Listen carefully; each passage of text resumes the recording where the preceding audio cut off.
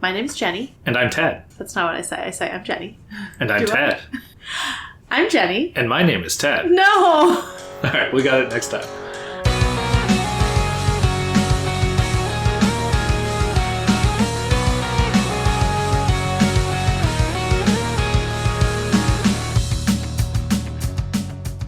Welcome to Inchworm, the podcast in which we're inching through worm. I'm Jenny. and I'm Ted. And we read Prey 14.3. Who's the prey now? Everyone's prey. It's very confusing. Yeah. No, this is a fun one. We got some good action. We got some cool power interactions. And we got some cool character stuff with Amy especially. Yeah. Do you want to tell us what happened in it? Let's get into it.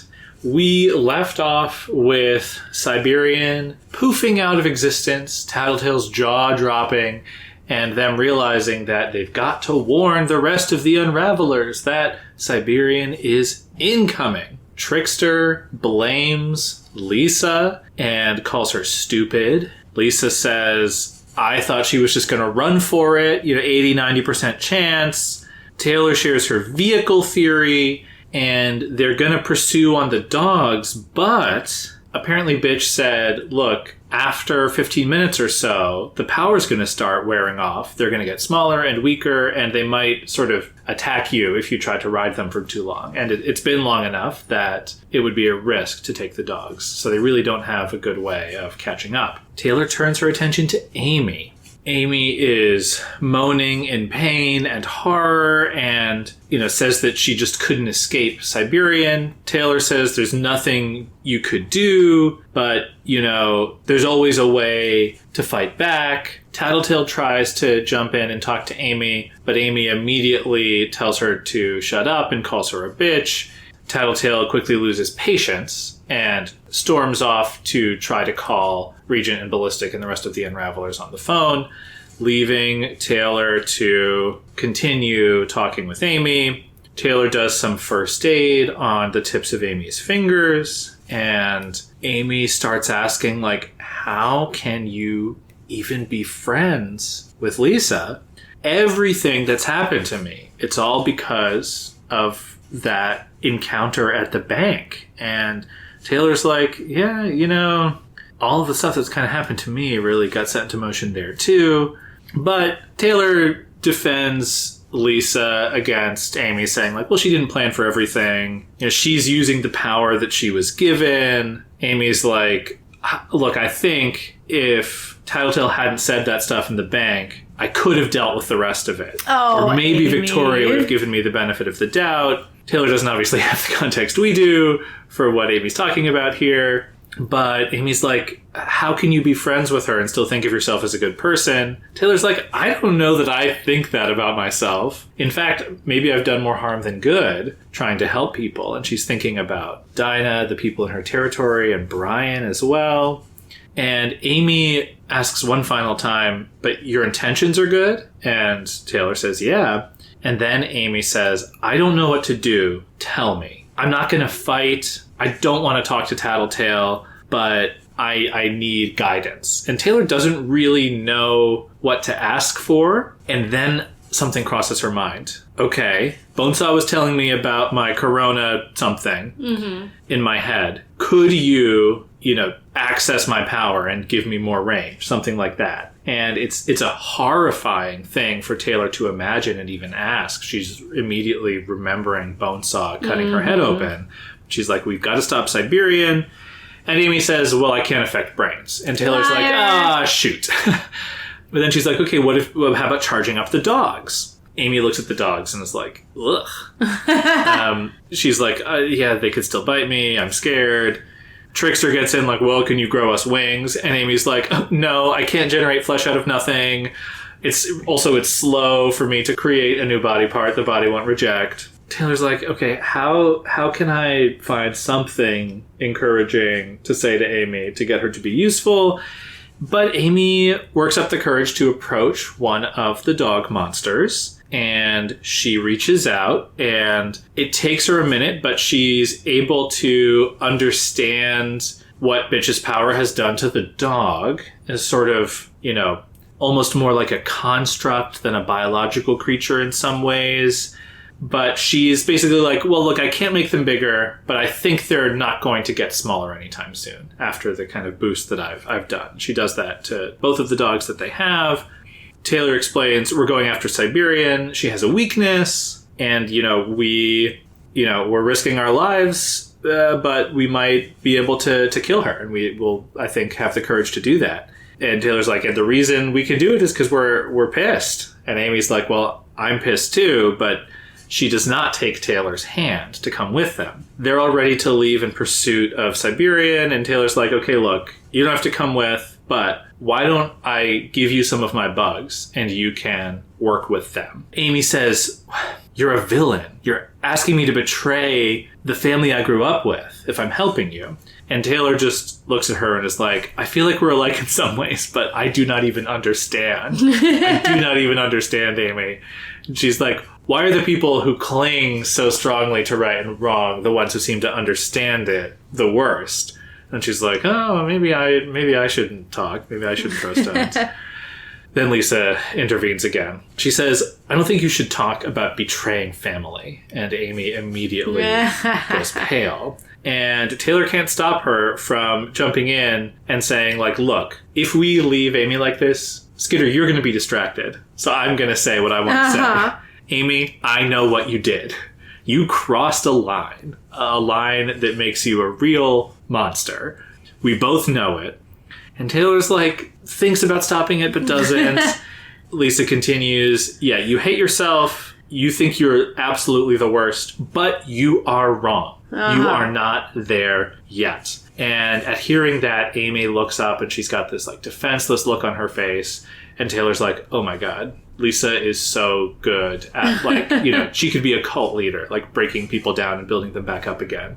Lisa continues, you shouldn't hate yourself for what you did in a desperate moment, but you should hate yourself for being a coward, refusing to step up and help right the wrongs you've done. Everything you were doing and hesitating is a conscious call, and you know it.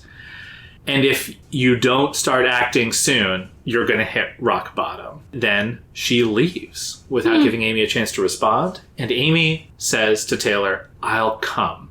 And she climbs on the back of the dog behind Taylor, and they rush off after Siberian. While they're going, Amy starts to do something to Taylor's bugs. She's creating these bugs that are like kind of fat dragonflies. Mm-hmm. They also seem a little weird to Taylor. There are like parts of them that don't make sense to her power, but she can also feel them kind of echoing her power in a way that she finds a little bit confusing. She ends up experimenting with them. She can fly them around, and as she moves them to the edge of her range, she realizes that echo is extending her power beyond its natural range. Mm-hmm. These are relay bugs. She quickly gets Amy enough bugs to create like a half dozen of them, maybe more. She's able to extend her range by an additional 2 blocks. And no sooner has she started using the relay bugs than she finds the vehicle with Siberian's creator in it. Mm-hmm. It's a moving van with plastic up over the broken, shatterbirded windows. And Taylor's thinking like, okay, I might have to kill this guy, and starts trying to use the bugs to get into the van. And it's hard. The van's moving. It's kind of swerving back and forth. Getting bugs in through the plastic sheeting is actually quite difficult. When the dogs actually catch up to the van, then Siberian appears on top of it and immediately starts using her invulnerability power to make the truck invulnerable. So they're kind of at a stalemate. Trickster's trying to throw in grenades and stuff, but the truck can't be damaged. And, Taylor thinks, okay, I guess if we show up at the site of the other fight like this, we'll have given away Siberian's secret, but we're still going to be catching all of our allies flat-footed. Siberian will be there, and that's bad.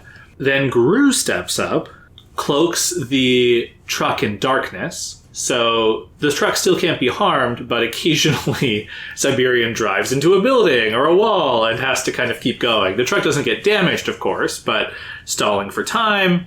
And then Tattletale gets an idea. She signals to Taylor, basically, I need to be able to see everybody, to be able to coordinate with Sundancer.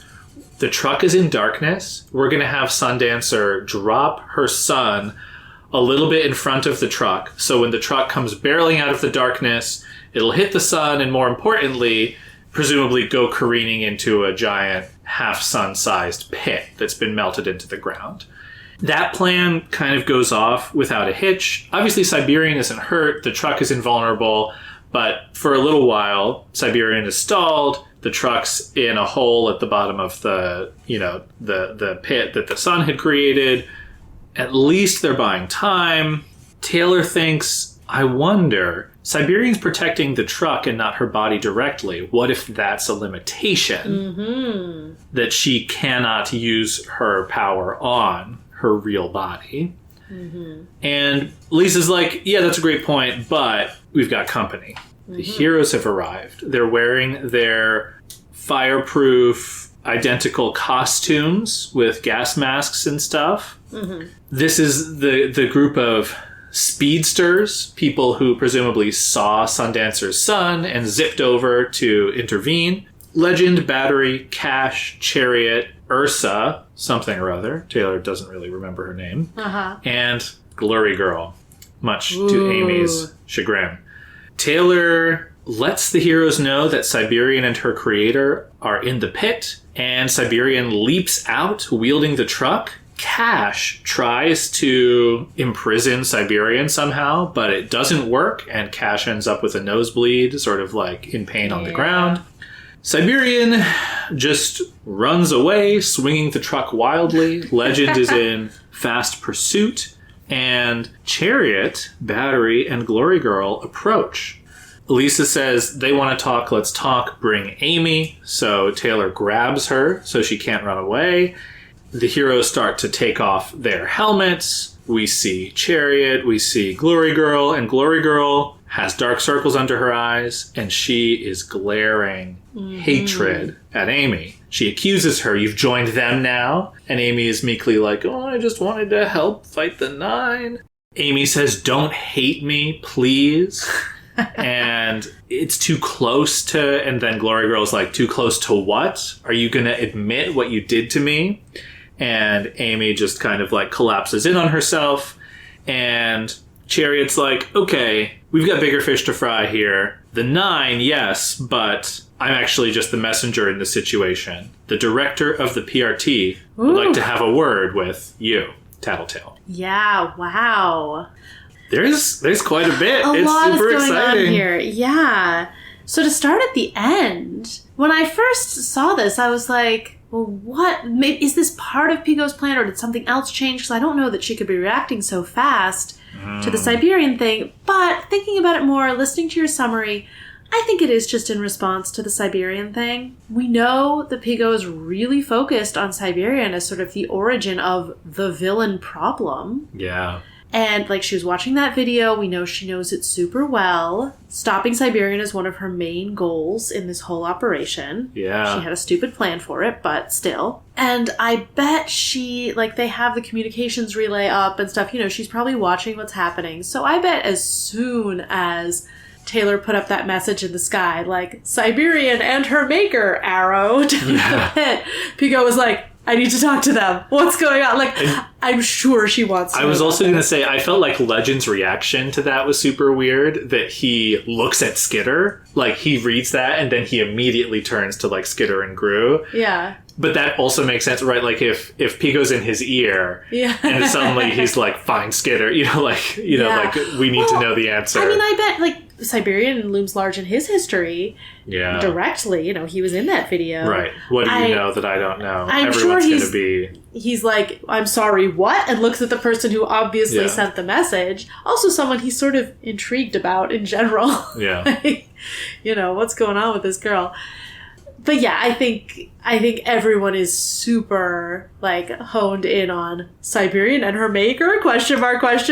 And, I think that's the conversation that Piggot and Tattletale are going to have. I am anticipating, though, Piggot is going to try to have it all. Right? No matter what they can dish about Siberian's secret, she's still going to be trying to tease Lisa to the point that Lisa's like, oh, you're dropping a firebomb, but not to the point where she figures out about the Bacchus special.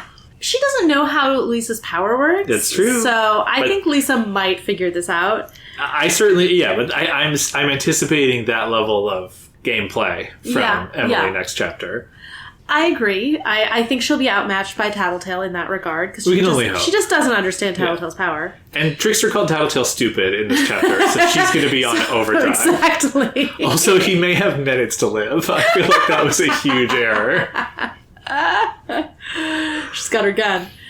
I feel like Piggot is going to be flexible tactically. If she decides in the short term the Undersiders are valuable to her, then, maybe she won't destroy them. Maybe the battle plan will shift. We'll see. There's a lot that can still change here. True. The plan that Piggot laid out, first of all, she put it on the pages of the book. Huge mistake, Piggot. We know it's not going to go like that.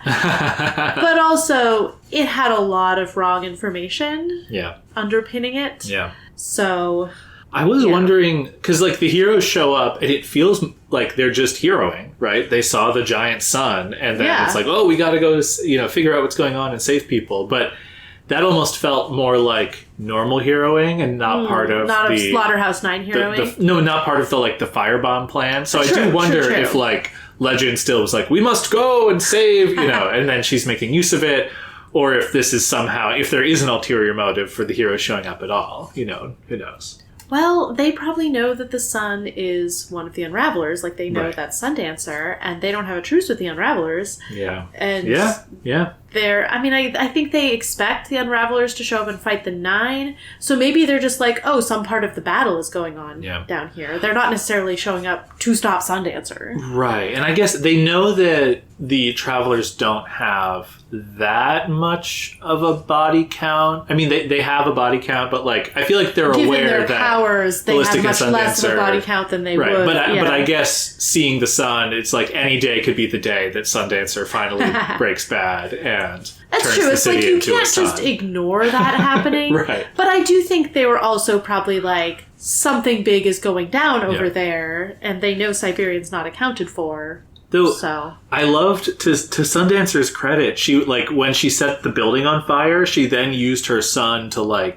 eat up all the oxygen so that it could flames or something. Or just pyrokinetically. I think she has a little bit. She can probably pull flames into her sun or something like that. Which is very cool. Yeah. If you start the fire, you can put out the fire. Yeah. Lots of credit to Sundancer in general for not wanting to kill, in a sense. I'll also say I feel like Taylor was so cold about Sundancer last chapter being like, how useful are you gonna be with your trembling hand? But I feel like they actually have good team trust now, because Sundancer's like, civilians! And Skitter's like, I got it. I'll tell you when. And they sort of trust each other, right? Skitter's going to go the extra mile to let her know when it's safe to do it. And they sort of trust each other. I really loved seeing that after hitting that beat so many times in the last arc. I wonder if tactically they could keep the sun on Siberian, sort of corralling her. Yeah. If they're eating up the ground around her, she can't fly, so if they can journey to the center of the earth kind of situation. Right, yeah, can they just drive her down into the magma? I guess they didn't, so we're never gonna find out, but it would also, I guess it would be hard for them to know where Siberian is with the sun still in existence, because Taylor can't look using her bugs. Yeah, which is kind of true. So that's probably the real problem. Chapter. And they'd be flying blind. It was sort of a mystery, we don't see exactly what happens. Either the truck just drove down to the bottom of the pit, or maybe it fell further down. Right. But then Siberian just waits for a while before leaping out, with the truck later. And so it's really unclear. I understand that, yeah. Right. Was Siberian waiting strategically? Was she luring people into an ambush? Maybe the guy in the truck was incapacitated for a while. Like, if he just got flipped upside down, you know, like... Actually, that makes perfect sense. He probably got knocked out. Yeah. He's not invulnerable. Yeah. That is actually, I think, what it is. So it could have been a mistake for them not to push the advantage there. Well, the thing is, he is in the truck. I think that Taylor's probably right that she can't extend her power to her maker. It's like how Amy can't use her power on herself. Yeah, I also thought of the panacea analogy. It makes if a lot that's of true, sense. it's very fitting with right, how like the powers otherwise work. she would just be holding the person and not the truck, probably. Yeah. Although I guess the truck's an extra layer of protection, maybe. So it's very funny to imagine if she could protect herself, just like Siberian walking around, but then constantly like having this guy like as her like teddy bear that she's just kind of holding as she's like killing people. It would ruin her image. She would never do it. But yeah, if they can get her to like move the truck around roughly enough, they could, if they knock him out for a substantial period of time, then that's their window. That's true. On the other hand, at the very end, when she's running away, she's swinging the truck around wildly. True. So she must be able to control the forces Within acting it. on the truck. That might be true. Maybe it's just that the jarring. sun took her by surprise enough that she wasn't able to. Right. She's not perfect. So, like, I buy the idea that, you know, he got knocked out briefly. Yeah. We also learned that unless this was just Gru balking for some reason, he could not use Siberian's power to project inside the truck to get to the real body. Right. Which suggests to me that her invulnerability, like, blocks it's like impenetrable. powers. Yeah. It's Even like her a own Faraday power, cage for powers of all kinds. That sounds right. Which would also fit with, like, how can you drive the truck into the sun and he doesn't get cooked inside. Right. Yeah, that does sound right. I do wonder if they had left the sun, if he was knocked out, even for a moment. Or maybe he just ended up upside down, you know, like, Right, I'm not sure. We don't know exactly what the deal is. But if they could knock him out, then, like, even if they only have a split second, that's their chance.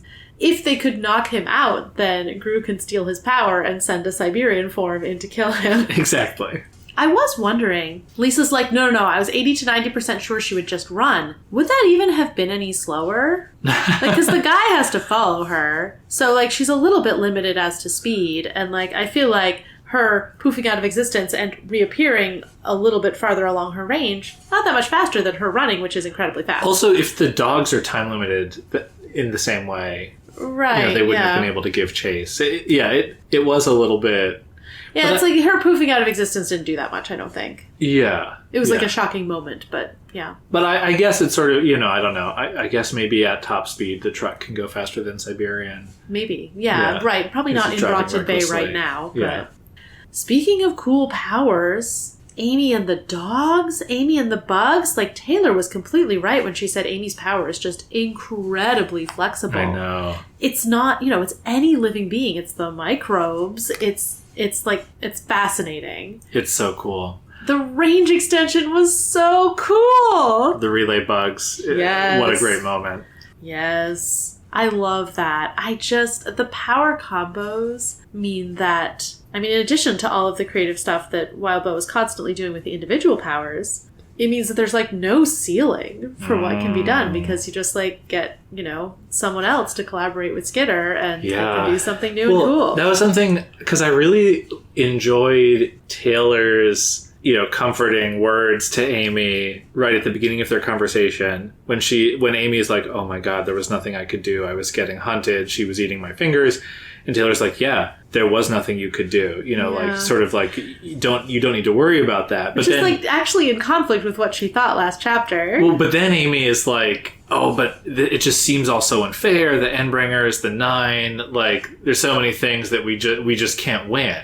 And then Taylor goes on to say, immediately after saying there was nothing you could do, saying, no, but there's always something, like, kind of offering hope. Like, there's actually always a way to win.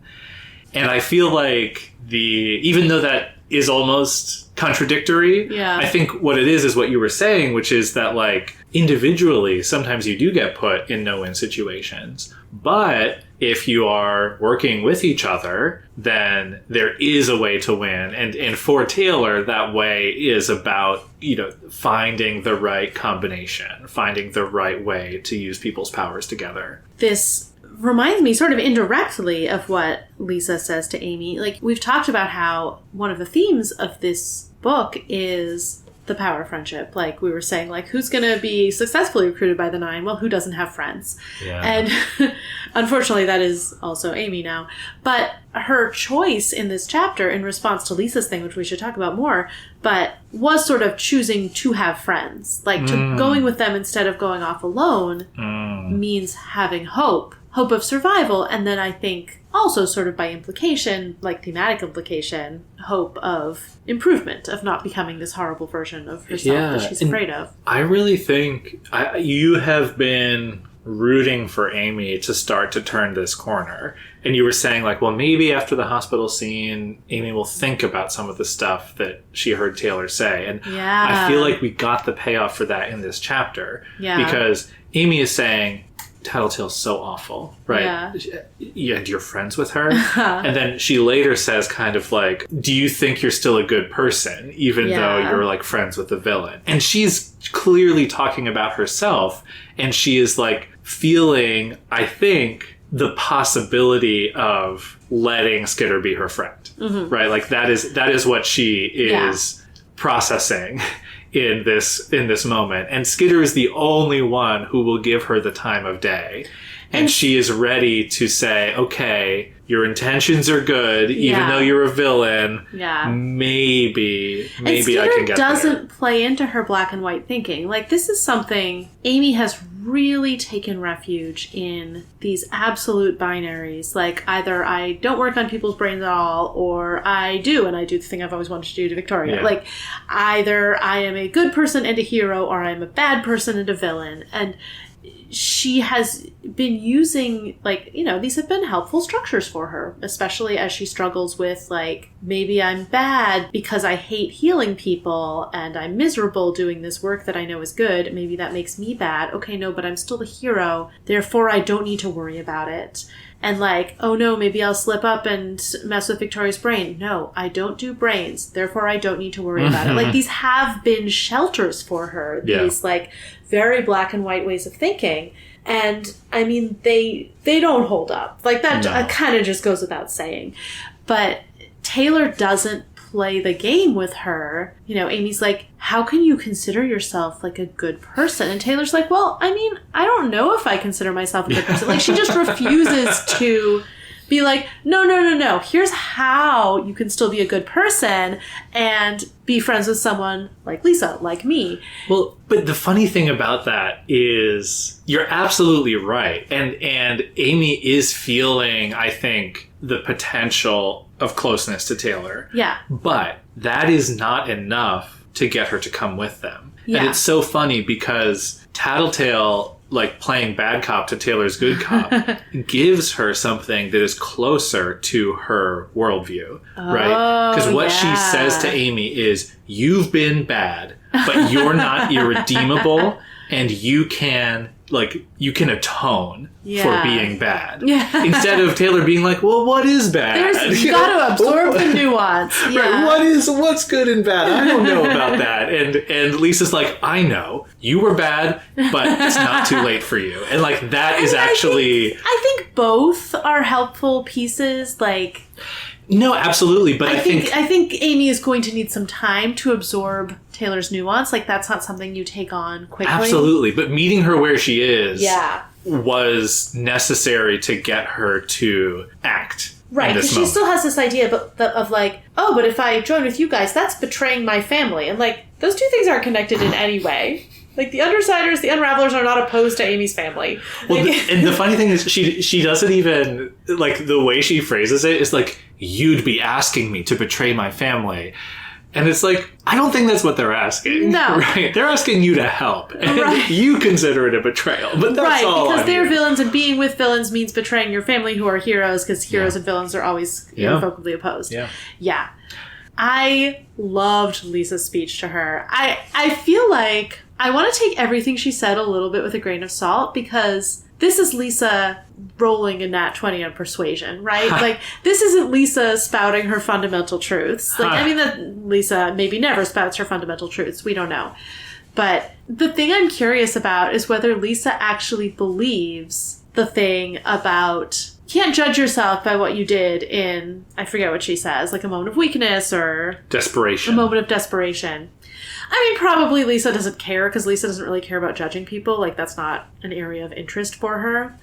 But I feel like both things are true. Like, what you do in a moment of desperation says something about you, and then how you react to it maybe does say something more. I mean, it is sort of you hear about, like, the idea of repair in relationships. You know, you can do something, say something terrible to someone, and, like, what matters is how you repair from it. Yeah. And I mean, we were just talking about Alec and his backstory and about all of the awful things he's done, all of the awful things that were done to him, and sort of looking at him and being like, okay, well, what do we do with this? Yeah, what do we do with, you know, like, this sort of, we're already asking the question about him, the sort of like, okay, well, how can we root for this guy? And I think this is very similar thematic material, and Tattletale's making the case of, like, yes, you can do bad things, but then you can do good things after that. Yes. It's very much the quote I absolutely love. It's from an Astolat fic, but it's from one of her Game of Thrones stories where she has, I think, Brienne talking to Jaime about, like, honor is not a thing made of glass that you can break. It's something you have to choose every day. And that's pretty much what Tattletale is saying to Amy here. It's like, what will determine if you're a terrible person or not, basically, isn't one choice. It's these ongoing choices. And the interesting thing about how Tattletale puts it is that she's like, no, but you are about to become a terrible person if you turn your back on all of this. Which is perhaps maybe meeting Amy more where she is and doing this sort of, like, this thing that you're afraid of, it's only going to happen if you turn away from us. Like, like Taylor said, Lisa would be so good as a cult leader. Yeah. Yeah, it's impressive and kind of frightening. I was thinking about that, right? Like, you know, hate yourself for your cowardice, right? Your refusal to participate, you know, you're making a conscious call and it's the wrong one. I was thinking about the way people respond to, like, getting canceled, and sort of how much easier it is to deny, retreat, run away, than to just say, oh yeah, I did something wrong. Yeah. And I'm hoping that I can, you know, make up for it in some way. And if that means not being as powerful or famous as I was before, then I'm okay with that because it is the right thing to do.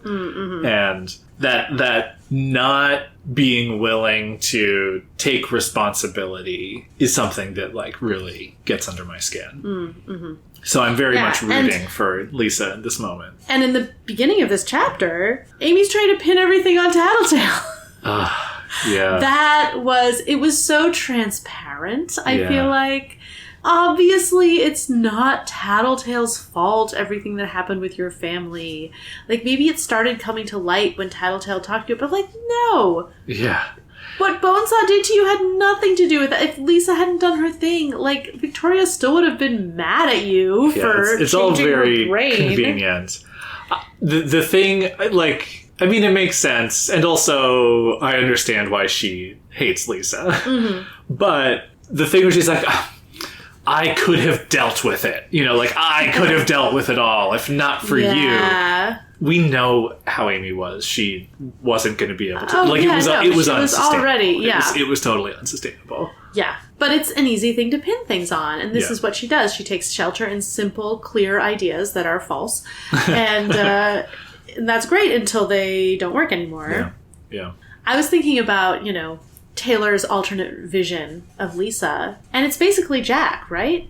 Like, that's what Jack / does. He breaks people down, and then he turns them in the direction he wants them to go. But cutting words instead of cutting blades. Yeah, but I feel like there's a thematic connection there. I mean, Jack does it through words. Yeah. And I'm wondering if that is actually part of his power. If he has sort of a cutting power, works on blades and on words, like does his power let him find and take down people's keystones? Yeah. Or is it actually just like a personality trait he had before he triggered? Right. Which is possible, but like he's so good at it, and there's so many parallels to Lisa. Yeah. That I can't help but wonder. Yeah. Yeah. I really like that. If Brian gets in range of him, maybe he'll find out. I guess he was in range of him, but maybe he wasn't paying attention. That's true, but remember, he doesn't get the mental powers, thinkery really. parts of the power. That's true. He wouldn't notice, maybe. I was really interested in Lisa basically saying, it's my turn to talk. If I don't speak up, you're going to be distracted, Skitter. So, like, what do you make of that? Is it that, like, leaving Amy behind would be distracting, so she has to bully her into coming? Is it that Amy's philosophy is going to be, you know, getting in Taylor's head at a critical moment? Is it, you know, something about Amy or Amy herself, right? Like somehow Amy is going to pollute Skitter's mind if Tattletale doesn't intervene. I thought that was very interesting. I wonder if it was also an excuse, like she can't let Amy think she cares, or like if she's playing bad cop, then maybe she just has to make this about Skitter, because otherwise it'll sort of undermine what she's saying. Yeah.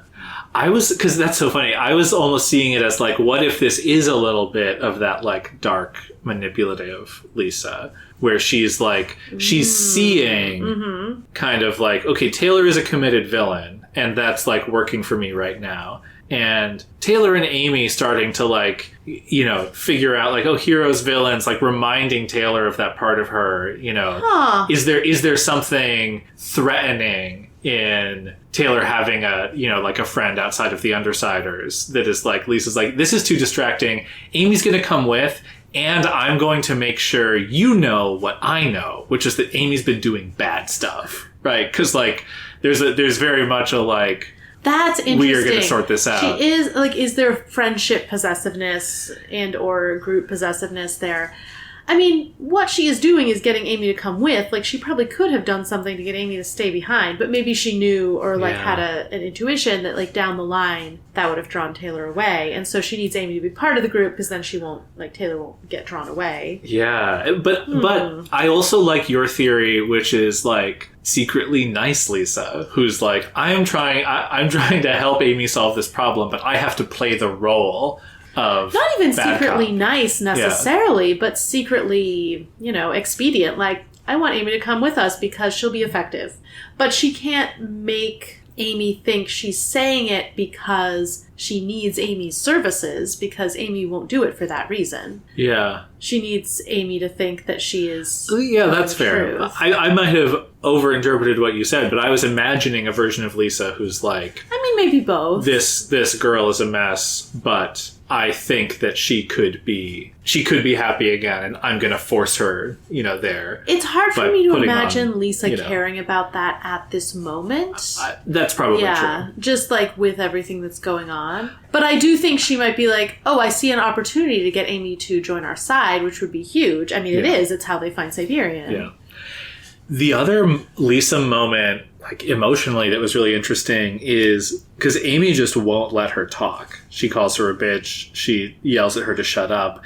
And Tattletale sort of uncharacteristically loses her temper. She's like, I've had enough of this. Yes. And she just turns away and gets on the phone to try and reach Ballistic again. And like, that could be calculated, but I'm also like, I feel like Lisa's like, I don't care. Like, Amy... It's like dealing with a toddler. Right. Amy was your project, Skitter. Yeah. She's awful. She's being impossible. She's insufferable. And like, all of the other... she also sees that like, oh, I'm not going to get anywhere here. Yeah. But I guess she does see that after all the stuff that Skitter says, after their conversation, she's like, oh, I see the opening now. Yeah. So. I wonder if... maybe she didn't get all the details, but I wonder if she read something off of Amy about like how bad what she had done was, and was just like immediately like kind of horrified and being like, I need to cool off. And then she comes back when she's like, okay, I figured out how I can, you know, maybe how I can thread this needle here. I don't know. I mean, we did see her care about Coyle's thing. I don't think we saw her care in that way about Alex's thing. I don't know. Hard to say. Yeah.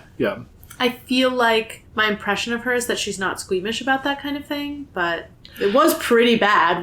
Well, but for Miss Cops and Robbers, she says, you did one of the things, Amy, that crosses the line. Puts you in the third category or whatever. Yeah. So this is like... maybe the second category. For all that we say Tattletale's all about, like, moral relativism, there are... When she laid out the Cops and Robbers thing, there were tears. Right, it's true. She's not in the worst tier. And she says Amy's almost there.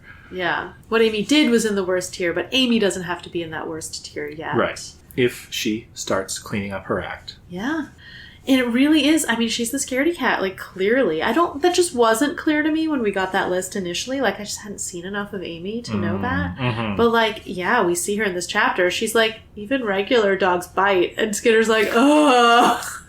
Well, it's funny. I wasn't even thinking of this when I was talking about Taylor not wanting to approach Brian. But again, if your rationalization is always leading you to passivity, like, that's probably a mistake. That's probably a trap. So Amy's like looking for any excuse to not have to do something. Yeah. Because she is afraid of standing by what she does. Yeah. Yes.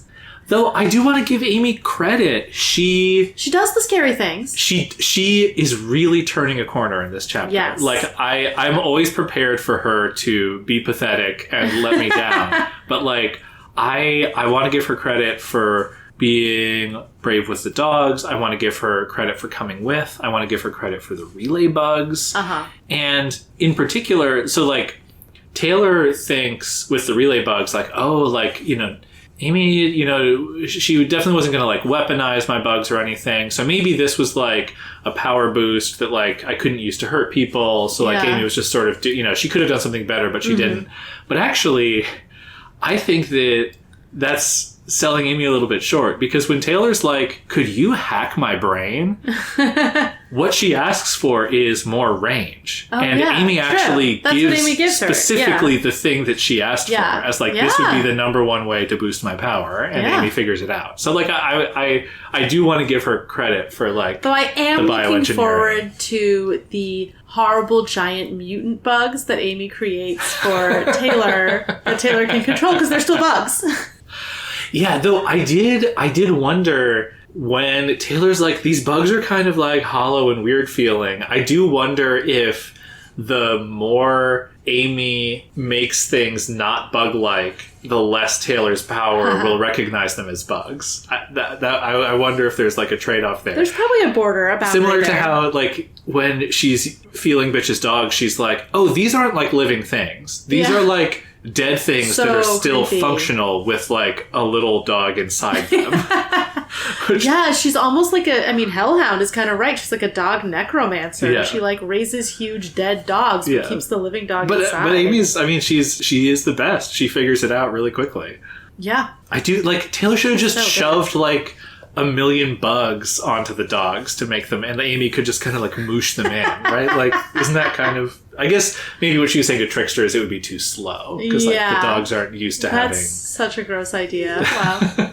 Okay, I want to posit the romantic jealousy scenario in which Tattletale can tell that Taylor and Amy are a potential couple here. I mean, yes, Pillbug stocks are rising. Oh, yeah. Amy's, like, gripping hard onto Taylor. Yeah. Just like... my big, strong villain is finally here to save me and be my friend. Taylor had to practically peel her off. Yes! Amy's just clinging to Taylor as they ride. Yeah. I mean, if what Lisa was saying is, like, I can tell that Taylor would be distracted by unrequited love, I need you to come with us so that you develop feelings for Taylor. You can fix what you did to Victoria. You can move on to Skitter. Yeah. I see it. I was gonna. And Lisa's like mad because she's jealous because she has feelings for Taylor, obviously. Yeah, I think it's a strong reading. I was gonna ask how you felt about Pillbug after this. Oh chapter, yeah, no, because, this is the first like actual Pillbug I feel like we've gotten. Yeah. And because, again, similar to the Taylor Lisa friendship is so great, even if you don't think there's anything romantic there. And I think this is a similar kind of relationship where it's like all Amy needs is like a friend. And Amy falls for people when they're like the only person she has. No, yeah, of course. That's her type. Right. Amy's the easiest, to ship with a wild female friendship for several reasons. But yes. Canonically queer, for one thing. Yeah. But yeah, she's into people who save her. She's into people who stand by her. Taylor pats her hand and gives her a thumbs up. Wow, risque. No, just like earning affection from Skitter, who's like otherwise implacable and Sisterly horrifying. affection is hot to Amy, okay? And she's the one, she looks at the viscerally, that's true.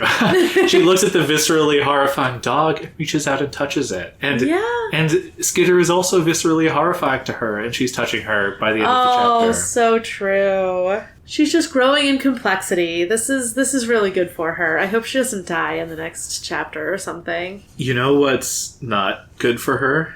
Getting her fingers cut off? Why? What? Running to into Victoria? Glory Girl no, that wasn't again. Good. Yeah. I mean, poor Victoria. Just like Taylor's, description of her, like gaunt, sleepless she underestimated features. what Amy did to her.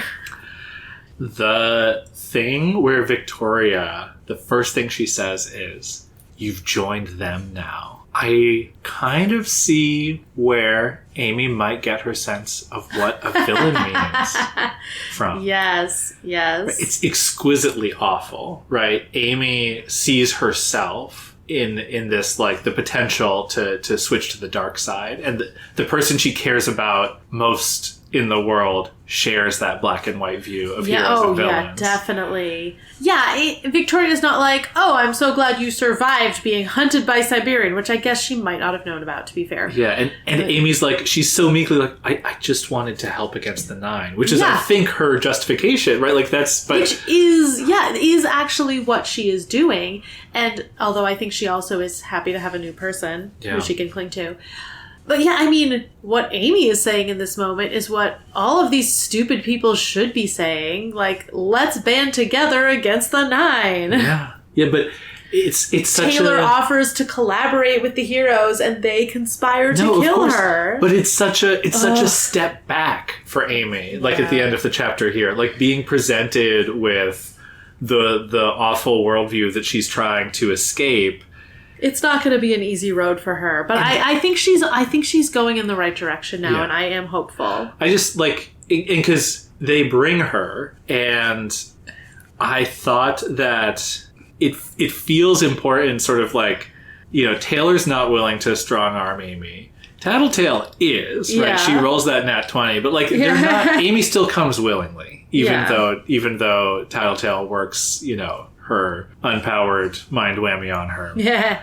But at the end, Amy's like, I gotta go. I don't want to go talk to Victoria. But Tattletale's like, they want to talk, bring Amy.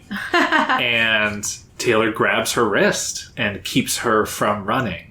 And we don't know how it's going to play out, but I almost wonder if that's going too far. That, like... interesting. It is clearly, on the one hand, I think I agree with Tattletale that Amy needs to fix Victoria ASAP. Yes. Obviously, Victoria's not open to that right now, which is also totally reasonable. But, like...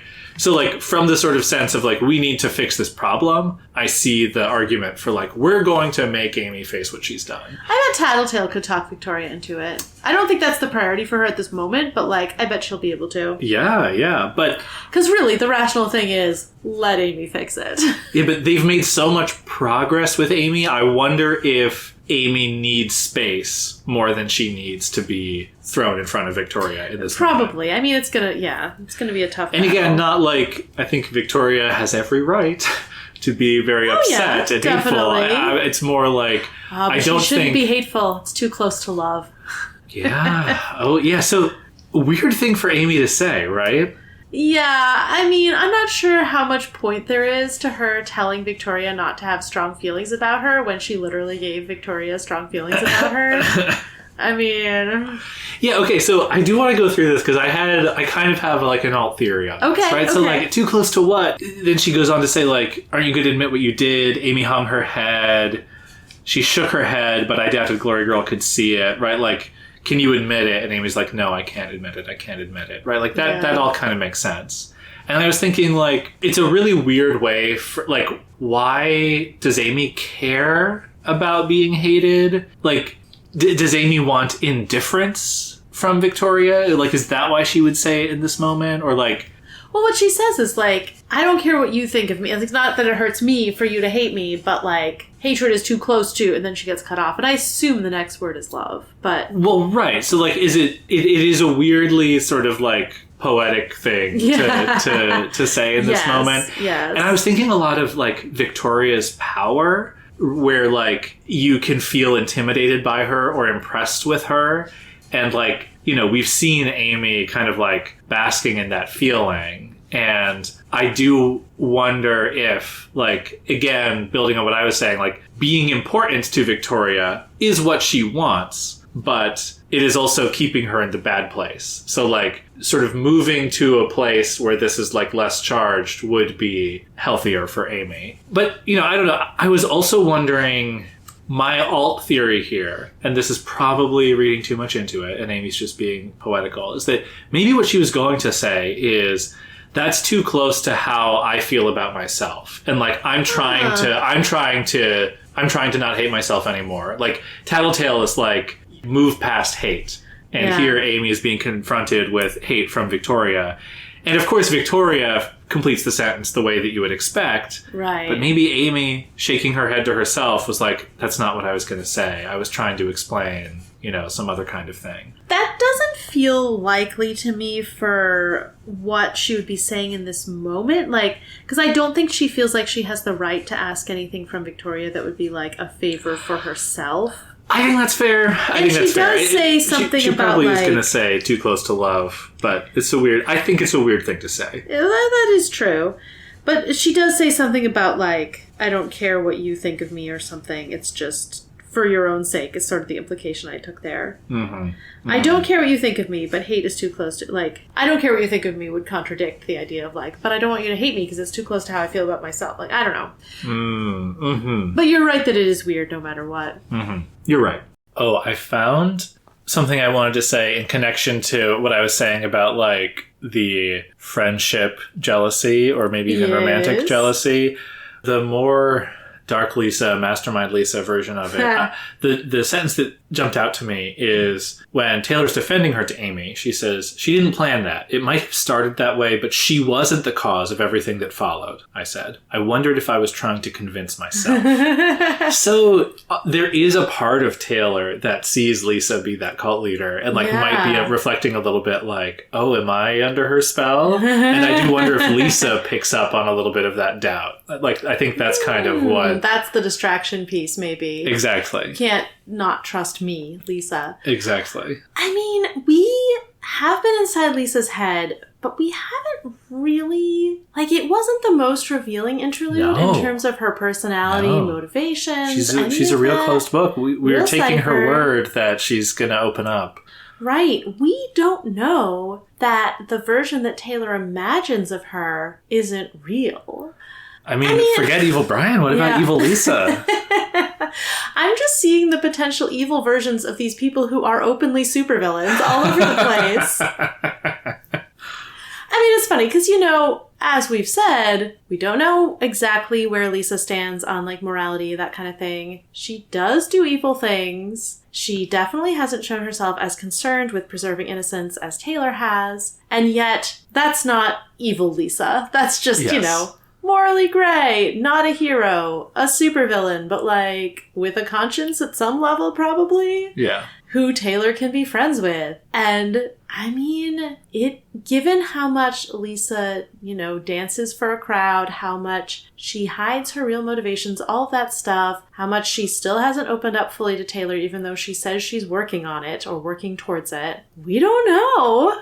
We don't know. I mean, again, I this sort of like the evil Brian thing. It feels like a really extreme narrative possibility and unlikely. Mm-hmm.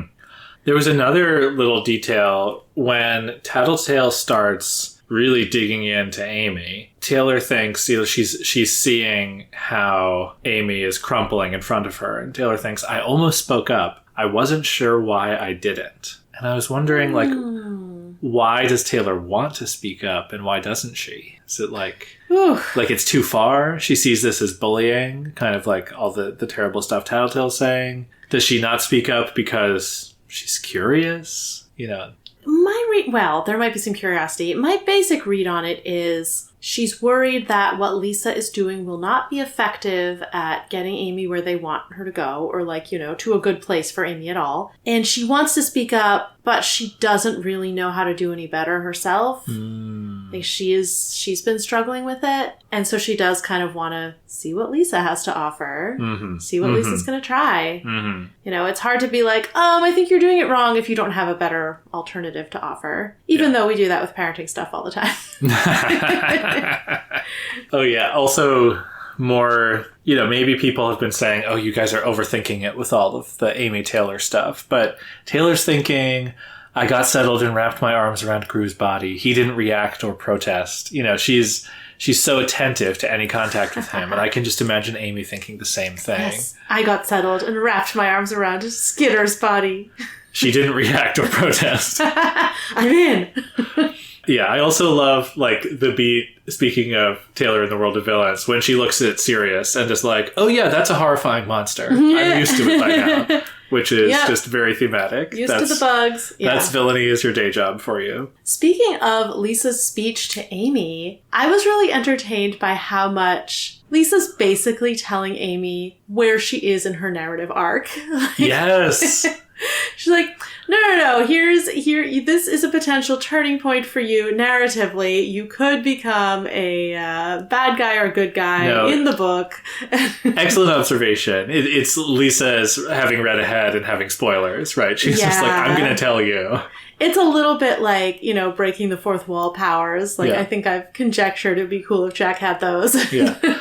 I also wonder, because Worm was serialized, Wildbow has, whether he does it intentionally or not, he has the opportunity to reflect on things that have just happened as a way of digesting what people are saying. So I could easily imagine if commenters were like, oh my God, Amy's heel turn, she's the worst. And some people saying no, Amy, obviously misunderstood, but there's still potential for her. And this is a little bit almost of an authorial voice saying well, this is... Everyone sees that, she is at a low point, but there's still potential. Yeah. Right. And not saying, I don't think it's as simple as what Tattletale says is what Wildbow thinks. But I think that's the benefit of having a character like Lisa, is you get to take some of the subtext and make it text. The way Cherish was like, Taylor, you're a worm. It's great to have somebody who can point out the themes. Yes. You know what we haven't seen yet? Someone whose power is just that theme music plays whenever they do thematically appropriate stuff, and if they manage to be cool enough, cool theme music will play, and that will intimidate all their enemies. Amazing. You should read Pact or Pale. That sounds like the kind of thing that would happen in that universe. It wouldn't be a strong enough power, really. Couldn't fight an Endbringer with that.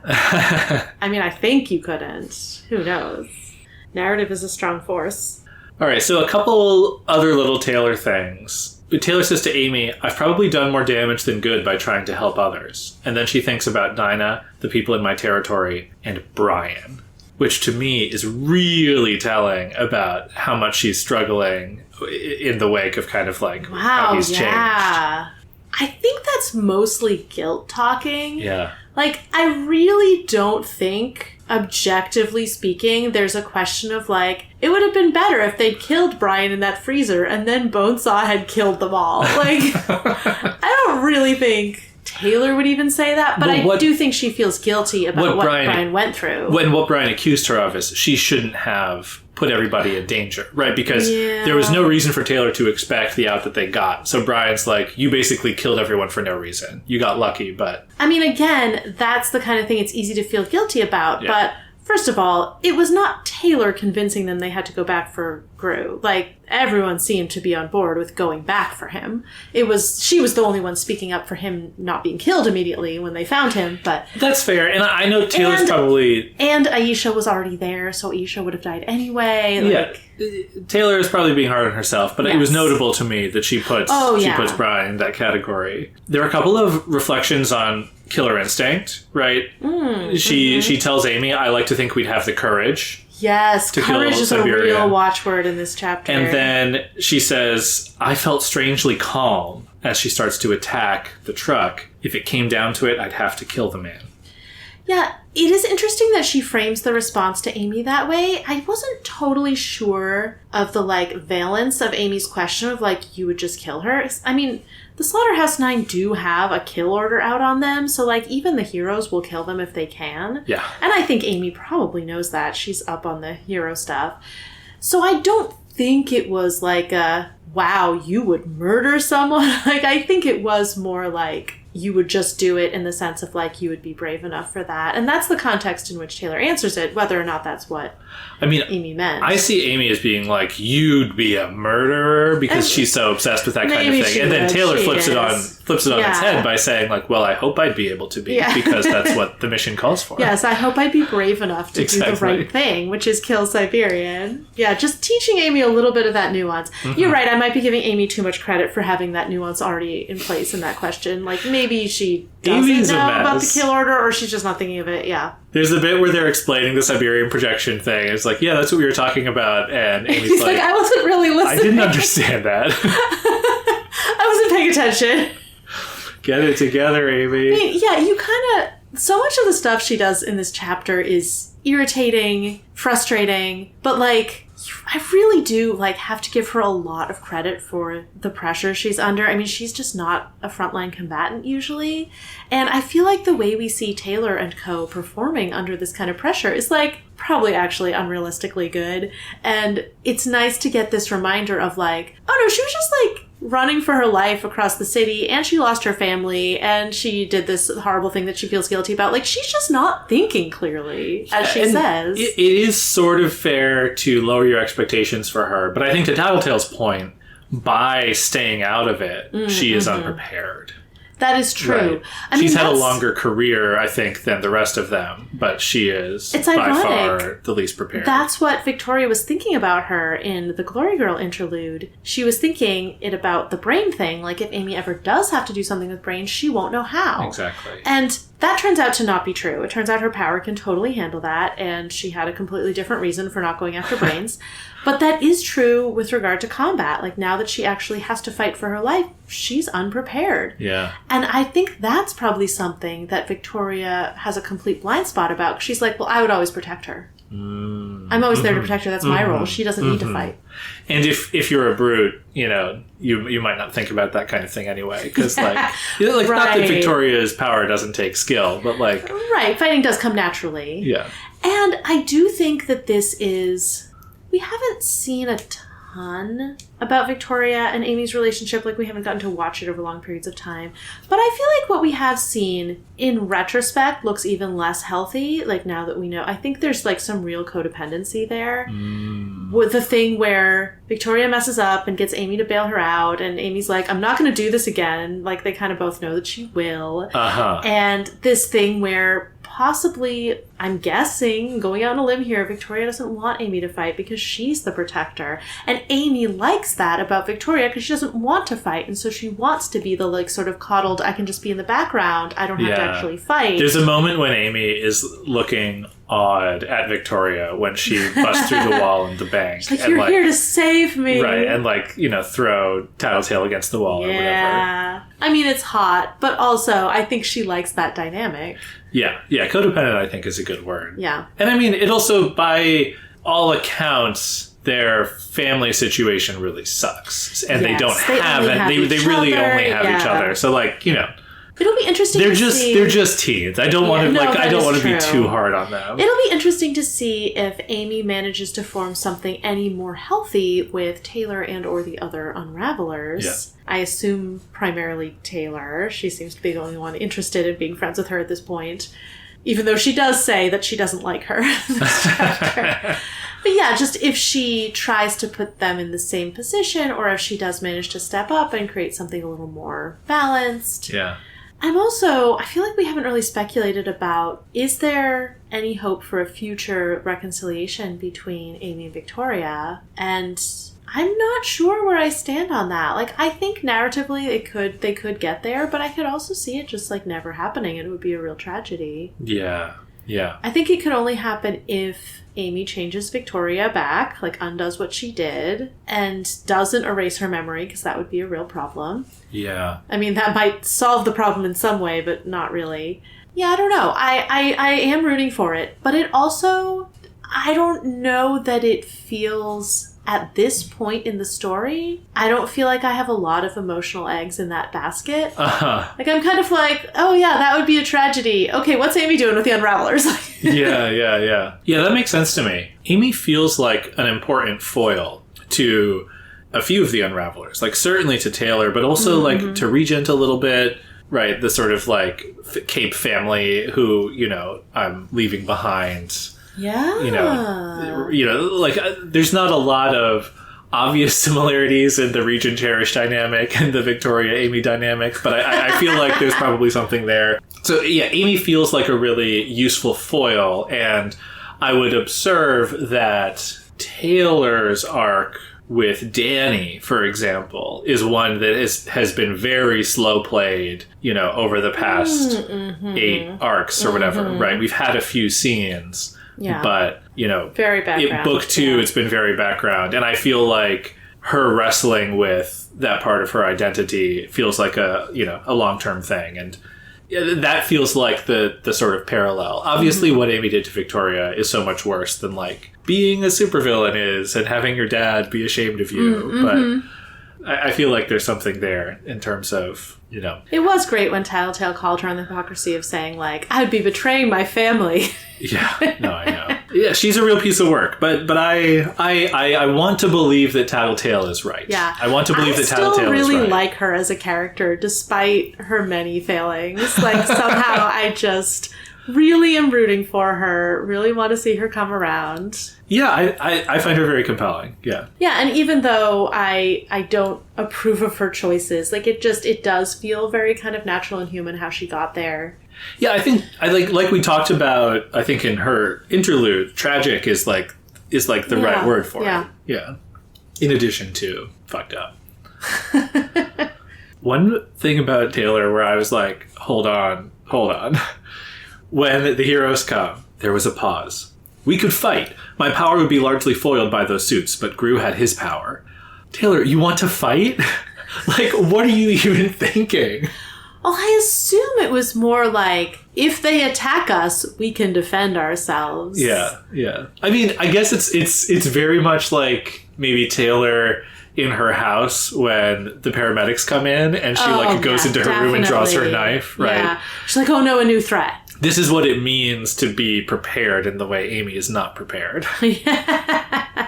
Yes. Did you have any reflection on why were the people who clung so fiercely to the notions of right and wrong the very same individuals that had the worst grasp of what they meant? I really liked that line.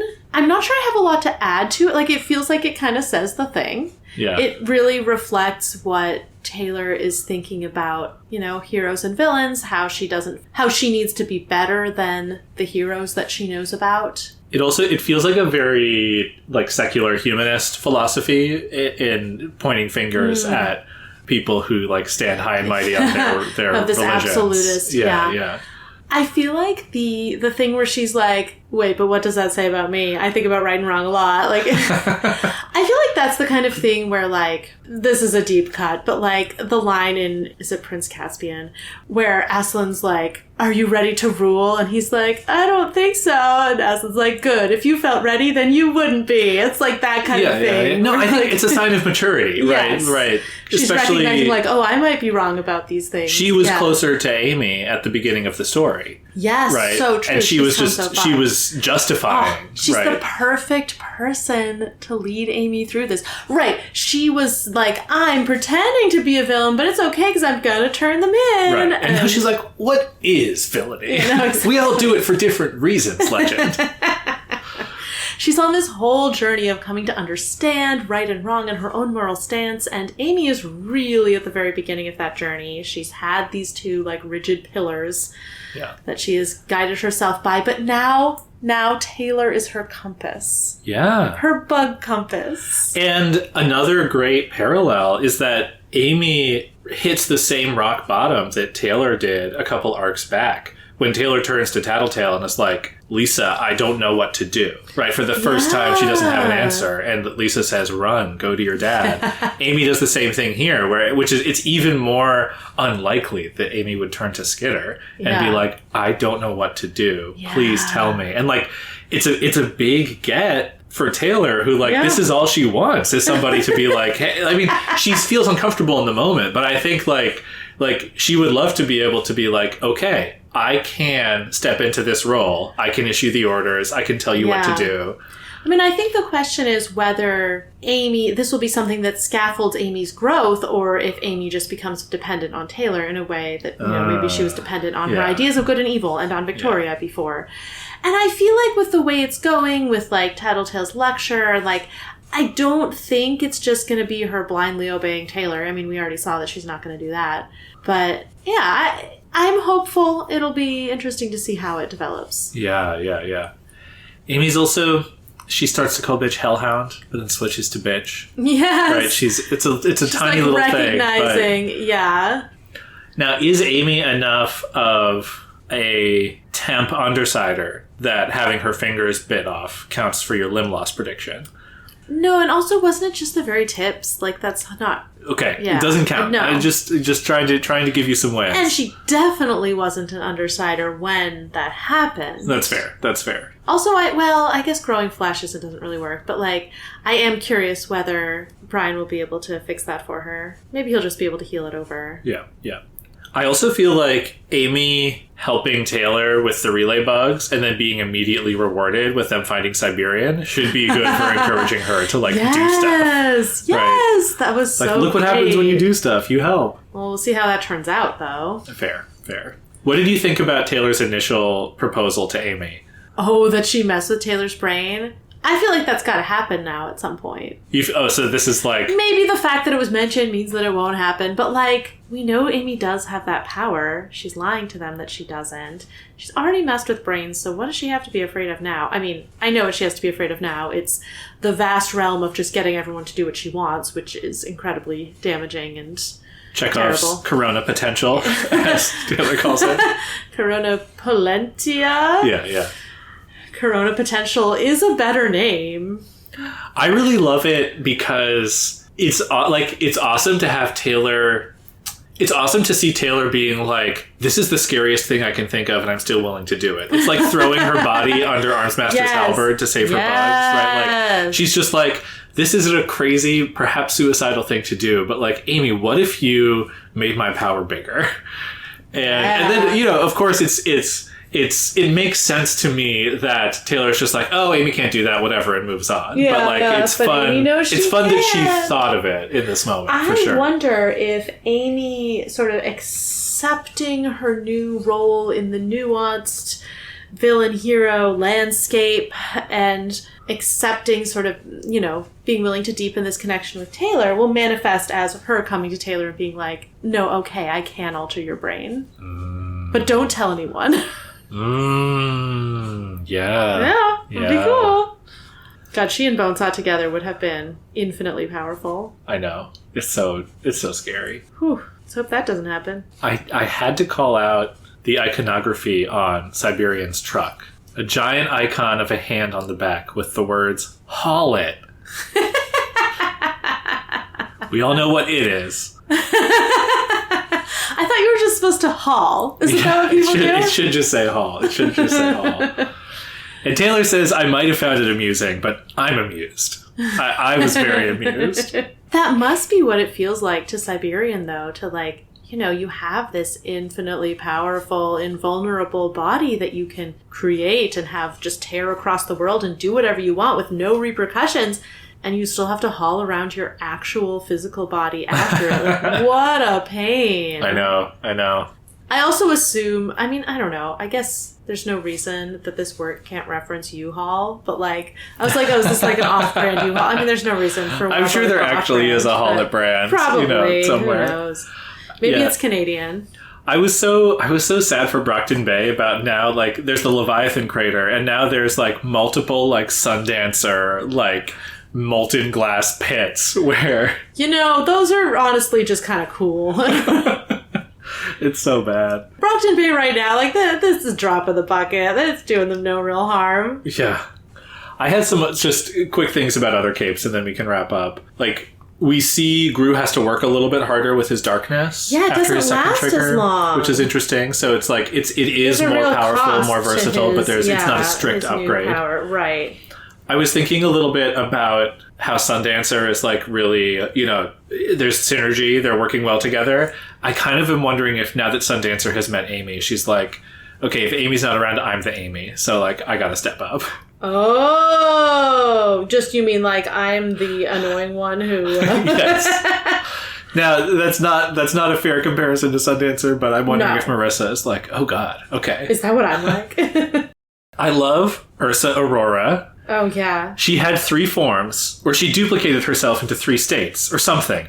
I wasn't sure about the naming convention. 1 for the big bear, 1 for the small, and 1 for the woman. So we've met Ursa Aurora. The bears must be called Major and Minor.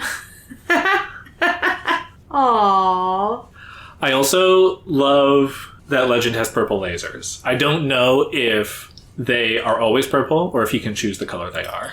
Oh. But I really, really like this detail. Yes. Very excellent gay representation. Yes. Yeah. I hope that his trigger event was him realizing that he's gay. and then shooting purple lasers into everywhere. The sky. Oh, I'd love that for him. And then he became the leader of the Protectorate. Yeah. I mean, it is just nice sort of like world-building representation to have, of the 3 top capes, a woman and a gay man in there. Like, oh, yeah definitely. Any other thoughts, or should I set you up for the next chapter? Let me see. Do I have any predictions? I predicted a while ago that this would be the chapter where Siberian dies. It could happen. It could happen.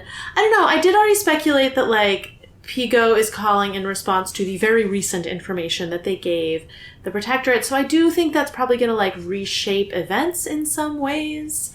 I predicted that Tattletale would foresee the bombs, though I don't know, because we know about them. Maybe it's more interesting if Tattletale doesn't figure it out. Like you said, she could foresee the bomb that's meant to kill the Slaughterhouse 9, but not the Bafida bombs. Yeah. It's at least what Piggot wants. Yeah. I don't know that I have anything else really specific to add. Well, the chapter starts. Me, Tattletale quirked, and... Eyebrow.